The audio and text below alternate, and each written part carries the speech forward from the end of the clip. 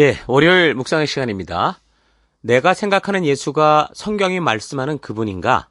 내가 생각하는 예수가 성경이 말씀하는 그분인가? 이런 제목으로 또 이번 주간 말씀 묵상 시작하겠습니다. 자, 우리가 지금 살피고 있는 신약의 연대기적 시기는 AD 57년경 사도 바울이 로마의 가택연금으로 묶여있는 시기를 살피고 있고, 가택연금 후 1년여의 시간이 흘렀을 때쯤을 살펴보고 있습니다. 그 중에 이제 오늘은 골로새서인데요. 성경 순서상으로는 빌립보서가 먼저 나오는데, 우리가 골로새서를 먼저 다루는 이유는 빌립보의 경우 서방 지역이었던 마케도니아 지역에 있었고, 골로새 같은 경우는 소아시아 지역, 그러니까 에베소 방향이었기 때문에 편지를 전할 때 에베소 지역으로 가는 이 세 개의 편지를 함께 가지고 갔다라고 보게 됩니다. 그래서 에베소서, 골로새서, 빌레몬서. 자, 그래서 에베소서 후에 우리가 먼저 골로새서를 함께 다루려고 합니다. 자, 골로새는 소아시아의 부르기아주 계곡에 위치한 그 도시로서 에베소에서 동쪽 내륙으로 약 한 160km 더 들어간 곳입니다. 그러니까 라오디기아에서 동쪽으로 18km, 히아라볼리에서는 남쪽으로 21km 떨어진 루커스강 남부 언덕에 위치해 있습니다. 특히 수리아의 그 안티오쿠스 3세는 이 메소포타미아의 유대인 2천여 명을 이곳 부르기아주로 이주시켜서 이 지역은 일찍부터 이제 유대인들이 큰 세력을 형성하고 있었습니다. 이것은 또한 소아시아에서 수리아로 가는 아주 중요한 무역로 상에 위치한 동서교통의 요충지였거든요. 그래서 자연히 동양과 서양 문물의 교류가 되는 그런 장소가 되어서 무역이 활발히 진행되었었는데, 더불어서 이제 동서 사상의 그 교류지로서 여러 철학과 종교들이 만연했었습니다. 그러니까 로마 시대에 이르러서는 인근의 이제 라오디게아와 히에라폴리스 같은 도시가 급성장하면서 신약 시대에는 골로새가 상대적으로 좀 별로 중요하지 않은 좀 작은 도시가 되기는 합니다. 어쨌든 바울이 골로새 교회에게 편지를 썼지만 사실 바울은 이 골로새를 한 번도 가보지 않은 곳이었습니다. 그러니까 골로새 교회는 바울이 가서 직접 개척한 교회가 아니고 바울이 그 에베소에 세웠던 두란노 서원에서 양육됐던 사람, 그 에바브라라고 하는 사람이 그 개척했던 교회입니다.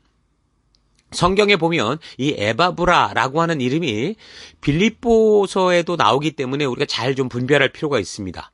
자, 빌립보서에는 에바브라가 아니고 에바브라 디도라는 인물이 나오는데, 이 사람은 로마에 있는 바울에게 헌금을 가져왔던 그 빌립보 교회의 일원입니다. 자, 그러니까 에바브라와 에바브라 디도는 다른 인물인 거죠. 그러니까 에바브라라는 이 이름의 뜻이 매력 있는 이런 뜻이거든요. 그래서 바울의 동역자로서 바울로부터 우리와 함께 종된 사랑하는 에바브라, 너희를 위한 그리스도의 신실한 일꾼, 또 그리스도 예수의 종, 그리스도 예수 안에서 나와 함께 갇힌 자, 이런 식으로 불려졌던 사람입니다. 그는 소아시아의 골로새에서 로마까지 와서 로마 옥중에 바울을 이제 섬긴 그런 바울의 신실한 동역자였죠. 이 사람은 골로새 지역만이 아니라 그 주변의 도시 이제 라오디게아와 히에라폴리스에서도 복음을 전했었습니다. 어찌됐든 바울의 두란노 서원에서 복음을 듣고 성경을 배운 사람들이, 그러니까 한 교회에서 말씀을 듣고 배운 사람들이 다 배운 후에는 자기들의 고향으로 돌아갈 때 그냥 성경학교를 졸업한 졸업증만 가지고 평범한 어떤 일상을 살아간 것만이 아니라 듣고 배운 복음을 전하는 증인된 삶으로 말미암아 그들이 가는 곳에 교회가 세워졌다는 거죠. 그래서 이런 모습을 통해 우리 교회의 성도들 역시 우리 또한 예배를 통해 배우고 또 각자의 삶의 터에 나아갔을 때 우리가 어떤 삶을 살아야 되는가라는 것을 잘 볼 수 있어야 됩니다. 에바브라가 복음을 들고 듣고 나아가서 교회를 세웠던 것처럼 우리 또한 우리의 삶의 현장에 나아가서 하나님의 진심을 전하며 사람을 세우는 그런 일을 해야 된다라는 거죠. 그래서 우리가 이미 살핀 사도행전을 보면 바울이 전하는 복음의 영향력이 아시아 전역에 미쳤다는 것을 알 수 있는데, 그 시대에는 인터넷도 모바일 이 폰도 없었지만 이렇게 두란노에서 한 교회에서 배움을 마친 이 성도들이, 학생들이 자기 고향으로 돌아갔을 때 복음을 전했기 때문에 각 지역 곳곳에 이렇게 교회가 세워지게 된 겁니다. 자, 우리의 사명 또한, 그래서 우리가 처한 곳에서 배운 것, 우리 교회 속에서 우리의 이 공동체 속에서 배운 것들을 나누고 전하는 게 우리의 사명인 거죠. 기술과 말주변이 필요한 건 아닙니다. 우리가 성경을 통해, 성경과 역사를 통해 배운 사실을 그대로 전해서 사람들이 듣게 하는 거죠. 그래서 그 사람들을 세우고자 할 때 분명히 성령 하나님께서 우리와 함께 동역하시고 일하실 것을 믿습니다. 자, 에바브라는 그러니까 바울을 아주 잘 따르고 섬겼던 그런 사람 같아요. 그러니까 사도 바울이 로마에서 가택연금이 됐다는 말을 듣고 그 사람이 그 골로새에서, 그러니까 터키 지역이잖아요. 거기에서 로마까지, 이탈리 로마까지 바울을 굳이 찾아갈 정도인데, 지금처럼 그때는 비행기가 있었던 시대도 아니고 걸어서 가든 뭐 말을 타든 아니면 배편을 이용하든 해야 됐는데, 어찌됐든 바울의 이런 소식을 듣고 그 터키에서 그 이탈리아까지 찾아간 겁니다. 그리고 에바브라는 로마에 가서 바울을 잠시 보기만 하고 그렇게 돌아온 게 아니고요. 바울이 그 가택연금된 그곳에 함께 머물렀던 것 같아요. 그래서 얼마 기간 동안 바울을 섬기는 일을 했습니다. 그래서 바울이 이렇게 함께 있는 에바브라를 통해서 이제 골로새 지역을 비롯한 그 소아시아 지역의 그 목회 현장에 대해서 듣게 되면서 그 시대 그 지역에서 지금 잘못되고 있는 영적인 현상들을 알게 됐죠. 자, 그래서 바른 복음의 핵심 가운데 성도들이 바르게 설 수 있도록 골로새 교회를 향해서 이제 편지를 쓰게 되는 겁니다. 그러니까 에베소 교회에 쓴 편지 같은 경우는 이 두기고라는 사람 편에 보내게 됐다고 했는데, 이 골로새에도 이 사람을 같이 보냈고, 더불어서 다음 주에 살피지만 빌레몬이라는 사람에게 쓴 편지까지 이 두기고라는 사람이 함께 가지고 가서 이제 전했던 것으로 우리가 봅니다. 그러니까 바울 이 자신의 편지를 전하고자 할 때 그 편지를 가지고 갈 사람이 뭐 단지 물건만 전달하는 그런 식이 아니라 이 바울이 이것을 전하는 심정을 또 온전히 전하고 알릴 수 있는 그런 사람이어야 했기 때문에 아마도 좀 신중하게 사람을 골랐을 것이라고 보는데, 그런데 이제 이 두기고라고 하는 사람이 그런 역할을 한 거죠. 그래서 바울은 이 두기고에 대해서 뭐라고 평가하냐면 사랑받는 형제라고 말을 합니다. 그러니까 종종 말했듯이 우리가 사랑을 한다라는 것은 내가 하는 거니까 쉽지만 자기의 의지가 아니라 남에게 사랑을 받는 자가 된다라는 건 결코 쉬운 일이 아니라고 그랬죠. 그러니까 다른 사람들에게 사랑을 받기 위해서 그 사람의 삶은 여러 가지로 신실하고 신뢰할 만한 그런 삶을 살았어야 했을 겁니다. 그러니까 두기고가 바로 그런 사람이었던 것으로 보죠. 두기고를 소개하는 구절이 한 구절도 안 되는 아주 짧은 구절인데, 사랑받는 자라고 이렇게 소개되듯이 우리 또한 이랬으면 좋겠습니다. 여러분들도 여러분들이 살아가는 삶에도 곳곳에서 다른 사람들로부터 그렇게 신뢰받고 사랑받는 자가 되어서 누가 여러분을 아주 짧게 소개하게 된다고 하더라도 두기고처럼 이 사람은 우리의 사랑받는 자라고 소개를 들을 수 있는 그런 신실한 삶을 살아가기를 축원합니다. 자, 이 골로새서는요, 총 4장짜리 서신입니다. 다른 서신들처럼 이 앞부분은 이제 전하고자 했던 그 핵심의 신학과 사상들을 말했고, 후반에는 이제 그것을 실생활에 적용할 수 있도록 구체적인 가이드를 하는 것으로 이게 구성되죠. 골로새서는 바울이 로마 가택연금 때, 그러니까 에베소서와 비슷한 시기에 적은 것이라고 볼 수 있고, 바울 자신이 직접 적었다라는 것은 본문 4장을 보면 우리가 분명히 확인할 수 있습니다.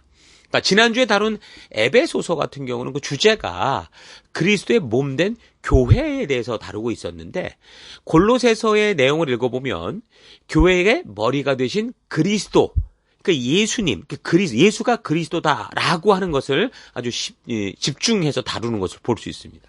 그래서 골로새서를 통해 바울이 말하고 있는 이 핵심은 바로 그리스도에 관한 거죠.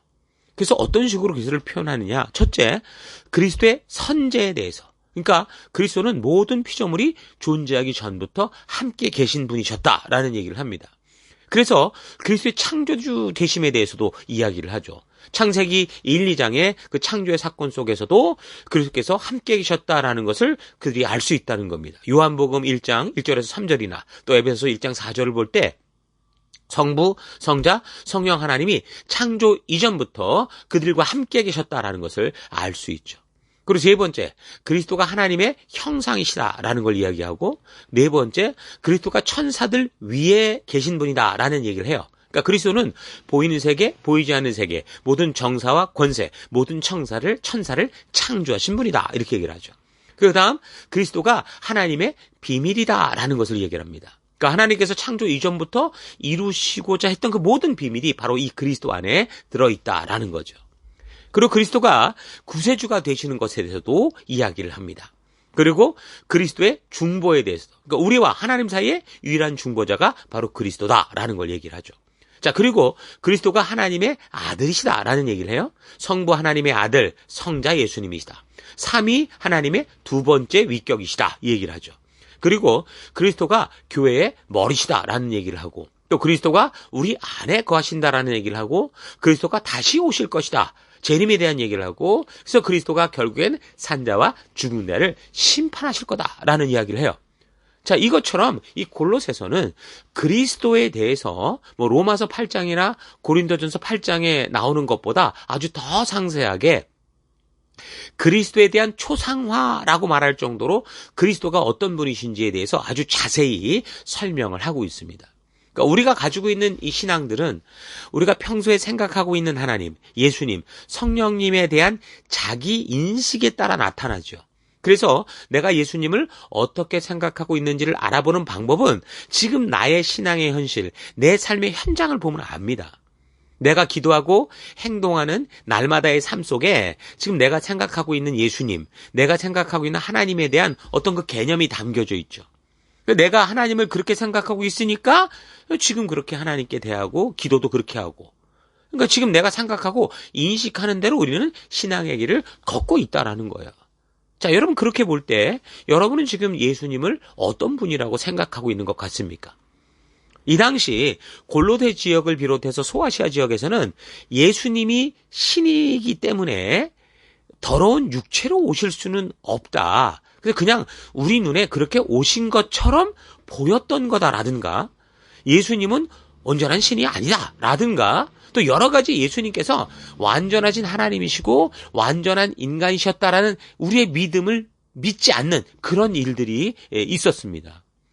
내가 자꾸 우리 주 안에서 수정된 조금 변화된 존재가 아니라 완전히 우리는 다시 태어난 존재다라고 하는 이유는, 사람들은 자기 자신의 행동을 비롯한 자기를 이해해야 되는 존재들이기 때문에 그동안 스스로 발견해왔던 자기의 지식과 경험을 바탕으로 뭐 새로 나타나는 것을 그렇게 이해하죠. 아, 내가 봤던 그건가? 라고 그렇게 이해하고 그렇게 그림을 그려가기 마련이죠. 그래서 우리는 종종 남의 경험을 들을 때 자신의 경험에 비추어 그거를 유추하기 때문에 때로는 완전히 다른 사람의 그 상황을 오해하는 큰 실수를 저지를 때가 있습니다. 아마도 골로새 지역에서 벌어지는 일들이 이것과 비슷했다고 보여요. 예수님을 이해해 갈 때 자기들의 철학과 사상, 문화와 관습에 준해서 그걸 이해하고 받아들이고 그렇게 했던 거죠.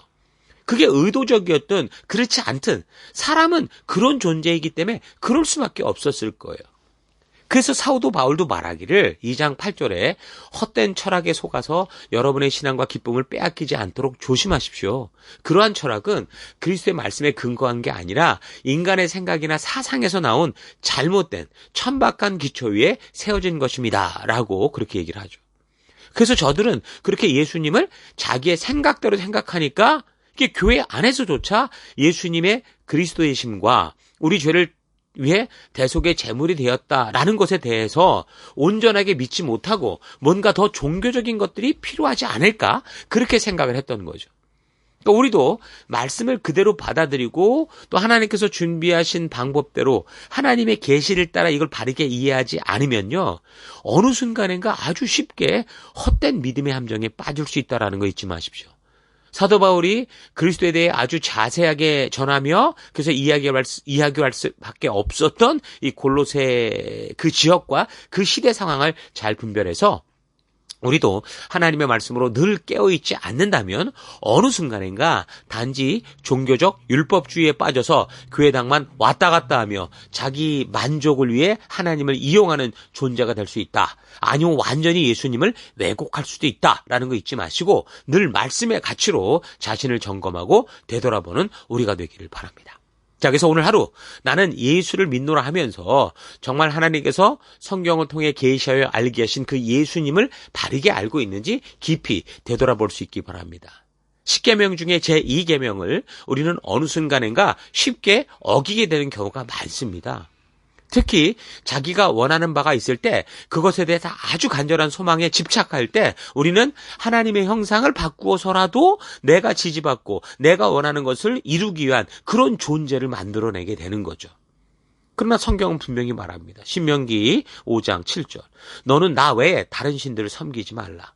너는 위로 하늘에 있는 것이나 아래로 땅에 있는 것이나 땅 밑 물속에 있는 어떤 것의 모양이라도 따라서 우상을 만들지 말라. 너는 그것들에게 절하지 말며 그것들을 숭배하며 섬기지 말라. 하나님 분명히 말씀하십니다. 그러니까 인간이 본능적으로 무엇을 원하는 것은 하나님께서 창조하신 이 육체가 온전하게 생존할 수 있도록 하기 위해 만든 사실 중요한 창조의 법칙이긴 합니다. 그런데 그 원하는 바가 생존을 넘어서 이게 욕심으로까지 넘어가게 되면 큰 문제가 되는데 사람들은 그 본능을 잘 다루지 못하고 항상 욕심스럽게 살고자 하는 절제하지 못하는 성향이 너무 강하죠. 그래서 하나님조차 자기의 생각대로 막 만들어버리고 섬기는 그런 우상숭배에 빠지게 되는 겁니다. 그러니까 우상이라는 것이 바로 하나님을 내가 원하는 대로 만들어 간다라는 거죠. 그래서 그것을 눈에 보이는 형상으로 만들어내든 눈에 보이지 않는 어떤 자신의 신념으로 삼고 살아가든 성경의 계시를 통해 알기에는 하나님이 아니라 내가 원하고 바라는 것을 이루기 위한 방법으로서 하나님을 찾는다면 그게 바로 우상숭배인 겁니다.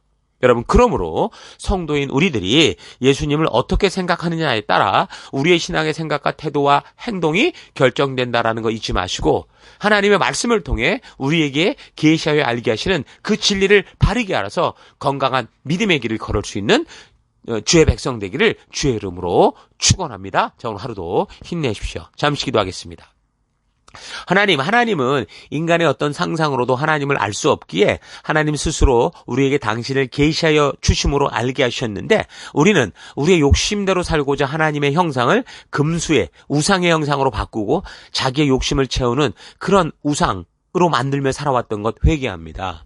세상에서는 너무도 당연하게 하나님의 형상을 왜곡하는데 심지어 교회 안에서조차 하나님의 말씀을 바르게 알지 못함으로 말미암아 변형되고 변질된 하나님을 만들어 그것을 우리의 하나님이라고 섬기는 마치 모세가 하나님의 계시를 받기 위해 시내산에 올라갔을 때 그 산 밑에서 금송아지를 만들어 이것이 우리를 애굽에서 인도하여 낸 신이라고 했던 이스라엘과 같은 일들이 벌어지고 있음을 고백합니다. 이런 시대에 깨어있게 하셔서 무엇보다 하나님의 계시의 말씀을 통해 온전한 하나님이 누구신지를 바르게 아는 일에 힘쓰며 말씀을 통해 깨달아 알게 된 대로 에바브라처럼 하나님의 진심을 내 삶의 현장에서 전하며 하나님의 사람을 세워가는 우리가 되기를 원합니다. 이 하루도 그래서 그렇게 내가 생각하는 예수가 바로 하나님 이 계시하여 주신 성경 속의 그분인가를 바르게 깨닫고 온전히 알고 우리 하나님이 알게 하시는 그 길을 따라 믿음으로 걷기를 결단하고 감사드리며 예수님 이름으로 기도했습니다. 아멘.